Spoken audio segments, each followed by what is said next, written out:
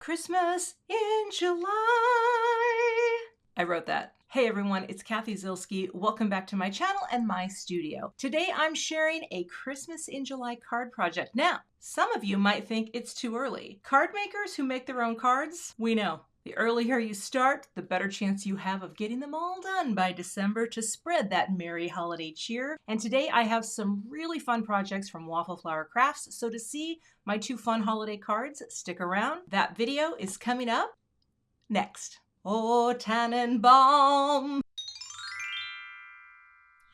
Here's a look at the core products I'll be using today. I am going to be using my Waffle Flower postage die because they have continued to release stencil sets to go with this. And I have two. Now right now it doesn't look like much, right? But I have the Postal Collage Snowman. And I think you can see here, there's a little snowman. This is a really simple little 2-layer collage. And then I also have this Poinsettia, and this has 1, 2, 3, 4. So 4 stencils on this one. We're going to start out with the simpler one. I will cut 2 of these from some white cardstock off camera, and we can get started with blending. I also have this simple Merry Christmas print die that could be really nice on both of the cards I'm planning today. So let me grab some inks, cut out some pieces, and we'll get started. I'm using my new 11-inch by, what is this? It's 11 by 7 3/4 inch grip mat because I can use this for holding both my ink pads and my stencil. So I'm going to start out here with the stencil 1 of 2, okay? And I'm going to line this up and make sure that I get all of the splits and everything in position, right where I want it to be. We're going to seal it down like this. And I'm going to use some Altenew inks today, but here's what's kind of fun is you can undo that, right? Just stick it to your pad, and I'm going to load up my brush. Okay. I'm going to tap some of this off and really kind of work it into the bristles. And I'm just going to do basically, well, let's see, do I want to just do the outer? You know what? I might have to just go with smaller stencils because I don't want to get their eyes messed up. Okay, change of plans. We're going to use the smaller brushes. Or, you know what? Maybe I'll just use a little Post-it note where I need it to be. As I like using the bigger brushes for the bigger spaces, so let's just do that. Sometimes you change your mind when you get going.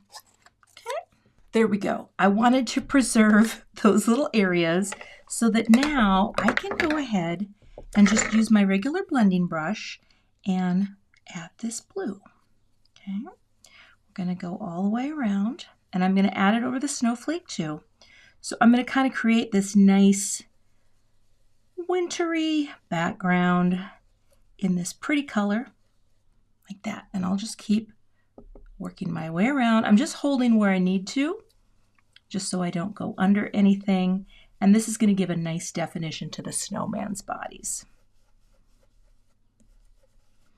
And I can go a little darker at the top if I want, like that, right along there. Try to keep it a little lighter at the bottom. Doesn't really matter because it is going to smooth out really nicely. But here I am going to hold down his little body, just so I don't go under his head. And we'll do the snowflake, also in the blue. Looking good. And maybe a little darker up top of each square. So now that I've got the blending, I kind of went in and got a little darker as well. I just did a little extra with this little, oh, it's a double-sided shader 1+, and just bringing that in a little darker, because what I'm going to do now, I was going to use black, but I'm actually going to use the soft stone, stick that down, I think it's soft stone, and I'm going to take a smaller brush here because I actually think that I don't want it to be super harsh, and I know the black is classic snowman, but I'm going for a little softer look. So we'll keep the arms covered up for now. I'm not too worried about going out of the lines here because these little shader 0 pluses are so nice for controlling where you're at. And I'm going to make the face and the buttons in grays. I mean, it's a dark gray, right? But it's gonna dry back nicely, and I don't think it'll be as harsh as black. So I'll get all these in. I'm getting a little close there. There we go. Just nice, even color. Okay. And I think that is ready to go. So now I will do the arms. All right, paper bag. And let's see, I have a brown here that I can use. And again, just using this little shader brush to do the arms. Coming in nice and dark. And that's going to dry back really well. These little fingertips in there. And one over here. I think I'm pretty close to the arm up here. I should be okay. All right. Now, I do want to do one more thing here, though, before I switch. And I'll show you what it is, because it's kind of fun. Yeah, that looks good. Before I take this up, because this is going to be such a simple card, well, simple, I don't know if this is simple, but I want to do a little spatter on here. Now, I'm going to have to let it dry before I bring on my next layer, but here's what I'm going to do. I have this little Spellbinders Splatter White. They call it the Splatter White, and I need to get my box out so that I don't get this all over my filming area. So hold tight. I got a box. There it is. And it's just going to keep maybe most things. I don't know. We'll see. I'll put a little thing on this side. I'll put one on the other side because it all washes off beautifully. But I just want to get a little bit on here. So here's what you do. This is a really concentrated pigment. I am going to, it comes by weight. That is basically brand new. And what I'm going to do is just dip my brush, spread it right there. You can barely see it. I promise there's something there, maybe a little more. Let's take just a little more out and pop it right there. Okay, I'm just in camera. And then I'm going to take a little bit of water here that's in my distress sprayer. Get it wet. I think that's enough. Let me get my brush wet too. And we're going to mix it up. That's a little much water there. Go like this, I hope. And then practice. Put some here on this background. I'm just tapping it on through the stencil because I thought that would look really pretty to have a little snow background. Probably could use a little more, but we're getting as much as we can. Maybe I do need a tiny bit more. Hold on here. You can see it coming through though. It's very cute. All right. And a little more in here. And then I'm going to take this stencil off right away. Although I kind of am tempted to go right back over that one eye. I should have left the eyes covered with a tiny bit more gray because he's going to have snow in his eye. And I don't know really how he's going to feel about that. He might like it. He might not. Again, mixing and popping that on. All right, just a little snow.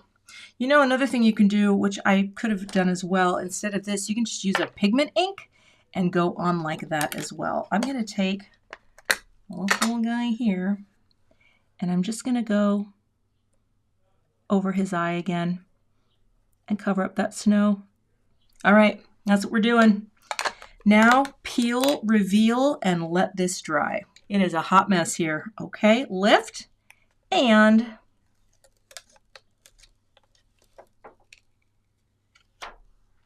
we have layer 1, Done. This dries really fast, and that is one of the nice things about it. If you use pigment of some kind, it might not dry as quickly, but this settles right in. And now all you have to do is take the second stencil, layer the outlines. Well, I kind of just focus on the snowflake, so then just focus on your noses. Probably like that. There we go. We'll take our little bit of Snapdragon, and I'm going to add our noses.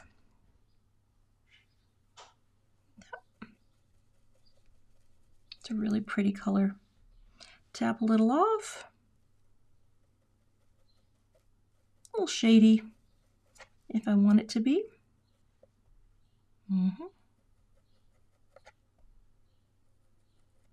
And then I'll do the buttons. You know, I could do brown buttons. Brown buttons could be cute too. You know, because then it might be a little softer than even doing the gray. I just wanted it to look a little softer, so I actually think I'm going to do brown buttons. I want a softer look. All right, we're here. We look great. Let's get our little brush again for the brown. Buttons made of coal, though. What am I saying? Come on, we're coming back with soft stone. Soft stone will be great. Yeah, I get tempted. All right, so you go there. Tap a little off, and we'll just bring in our buttons. Yeah, that'll be better.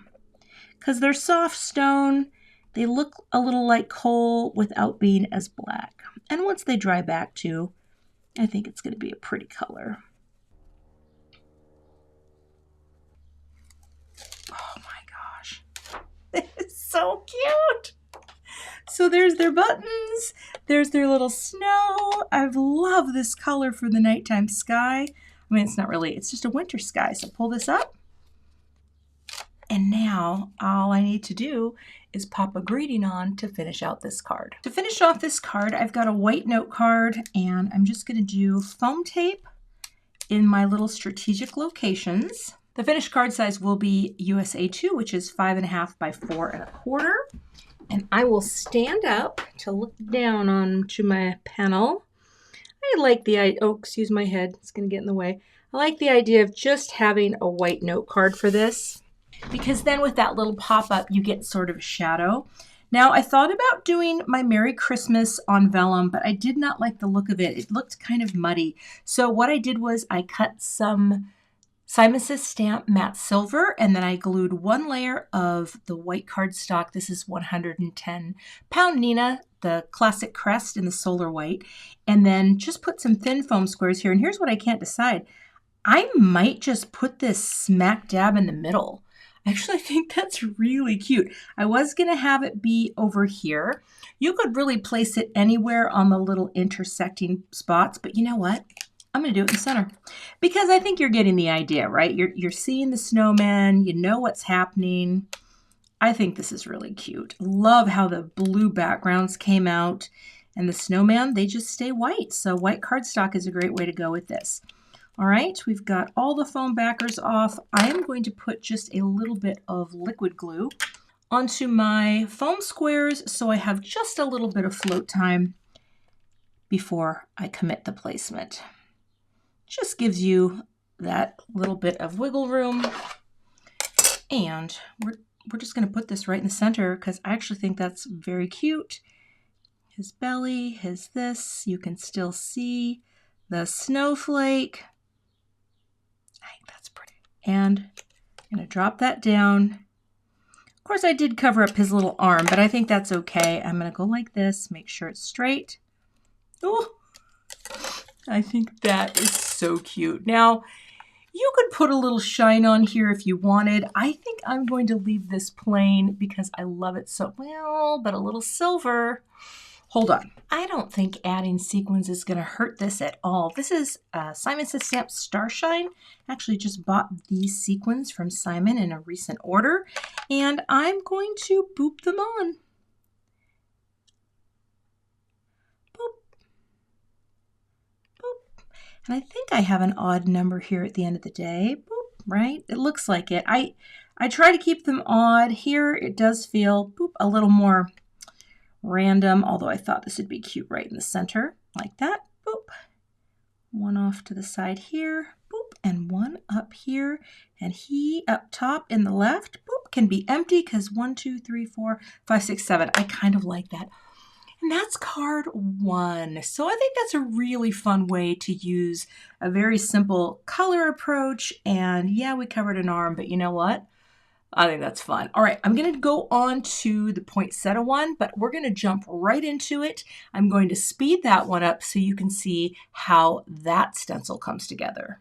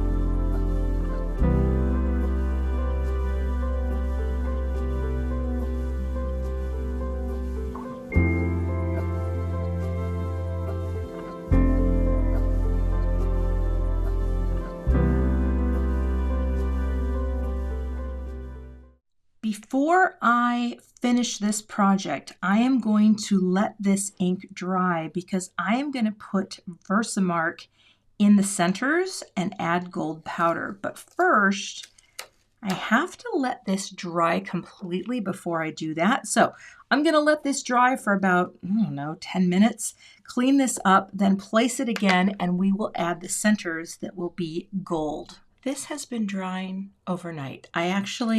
Something came up and I just left it stuck to the mat. So I'm pretty sure that this is as dry as it's going to be, but here's what I'm going to do all the same. I am going to take some anti-static powder and go all over this. Now here's the thing. Once I'm done with all of what I'm doing today, I will take my grip mat and I'll just wash it with some warm water and some hand soap or dish soap or whatever. I just take it into my bathroom, and that way any of this powder that is going to stick to the pad will wash off and it will be just perfectly clean and good to go. So let me figure out here. The only parts that I'm focusing on right now are those centers.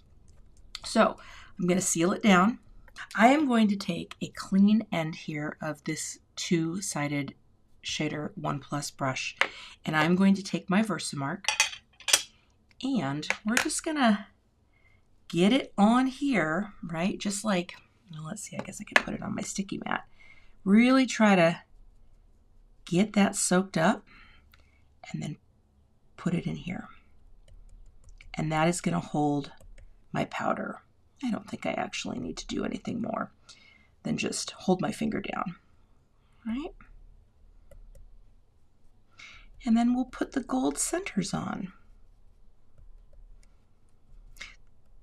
And even if it's not like a perfect transfer, I think it'll be fine because it's just going to give that nice little bit of gold in the center, and that's what I want. I want it to be shiny. A little careful here so I'm probably putting more than I need. And of course the ink stays sticky, so I have time to get that done. I should have one of these just dedicated to Versamark or clear embossing ink because it's nice to have. All right, I'm going to lift this up and I will be washing that off in a second. I'm going to lift, let's see, where do I want to lift from? Lift this up.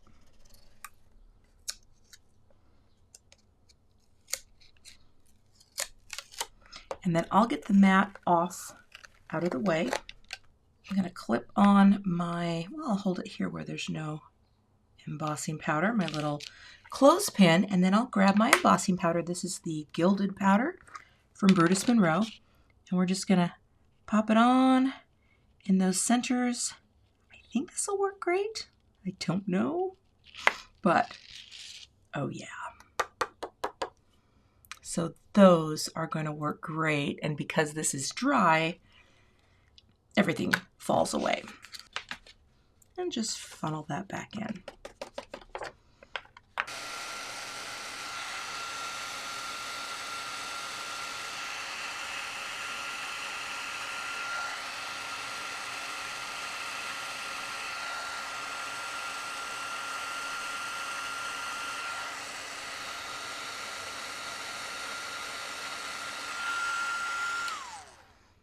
Now look how pretty that is with the shiny centers. All right, I might put this in a, it's gotten a little warped. So I think I'm going to put it in a book, just let it flatten for a little bit before I show you the finished card. One thing that I think is really fun about this whole postage die scenario is you can cut them apart and they really look like individual stamps. So I'm going to show you this really quick and make a card with some cut apart. Now I like to use my big paper trimmer for this because this is where I know how to cut the best. But what you do, forgive my head, is you split that line right there, right where it dips down. Get that right on your blade where it cuts and cut. And then you get that cute little edge. And you can just keep going. I'm going to flip it this way because there's a little more to hold on to. Hold it in place.